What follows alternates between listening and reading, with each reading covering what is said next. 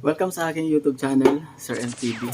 Sa vlog na ito ay pag-uusapan natin ang mga aspeto sa pagsusuri ng contemporary issue. Ano nga ba yung mga bagay na dapat natin malaman para masuri natin ang contemporary issue. Itong topic na ito ay pang grade 10. Yan, grade 10 students na nag-aaral ng Araling Panlipunan. Ang topic sa Araling Panlipunan ay contemporary yung issue. So kung gusto niyo malaman ang mga bagay na yan, ay samahan niyo ako 4 minutes lang.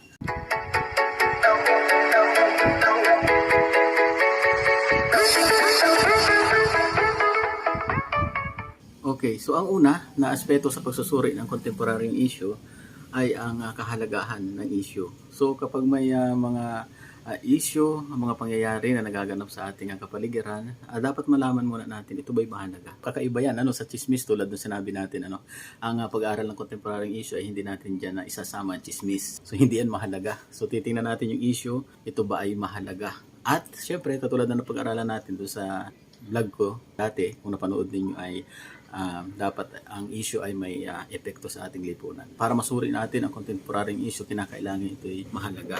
Ano yung kahalagahan nito sa ating society? Kalawang aspeto ay pinagmulan. So tingnan natin ano ang pinagmulan. Baka naman ito ay chismis, baka naman walang kredibilidad yung nagsasabi, baka bulaanin. Ikatlong aspeto ay ang pananaw o perspektibo. So ang bawat tao iba't iba ng pananaw, iba't iba yan ang perspektibo. At mahalaga masuri natin ang pananaw ng tao na pinagmulan ng issue.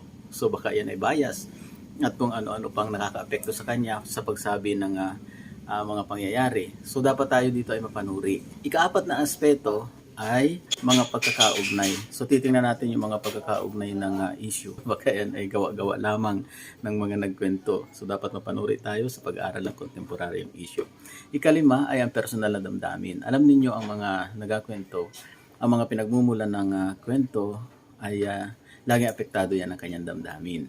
So pag minsan ay exaggerated ang kwento, ay pinapalaki baga nakakita ng 2 dangkal na ahas, ay dahil apektado siya, takot na takot siya, ay sinabi niya ay nakakita ako ng 5 dipa na ahas. So sa halip na 2 dangkal lamang naman yung nakakita ng ahas dahil takot na takot ako, napakalaki, nakakita naman kasi laki lamang ng daliri.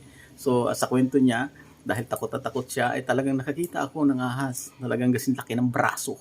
So exaggerated. Titingnan natin yung personal na damdamin na nagkwento. Ika-6 na aspeto ay ang epekto sa society. Katulad ng pinag-aralan natin dati, dapat ay ang contemporary issue ay issue kung ito ay nakaka-apekto sa ating society. Ika-7 ay ano ang ating maaaring gawin. So yung last na aspeto sa pag-aaral ng contemporary issue. Titingnan natin ngayon, susuriin natin sa mga pangyayaring ito na ating napag-aralan. Ano naman ang aking gagawin bilang estudyante, ano ang inyong gagawin, ano ang ating gagawin bilang mga mamamayang Pilipino. So yun lang. Meron tayong 7 aspeto sa pag-aaral ng contemporary issue para mapag-aralan natin mabuti ang contemporary issue. Dapat ito ay mahalaga. Number 2, pinagmulan ng issue. Number 3, pananaw o perspektibo. Number 4, mga pagkakaugnay.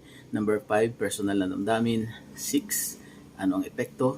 At ika-7, ano ang maaari natin gawin. Okay, so yun lamang at comment down below sa tanong na ano-ano ang mga aspeto ng contemporary yung issue. Okay, isama nyo ang inyong GCash number at baka mabunot ko kayo, nabibigyan ko kayo ng load. So makatulong ito sa inyong mga estudyante ang load para sa inyong mga pag-aaral. Okay? So kung mahilig kayo sa mga ganitong topic, i-recommend nyo na.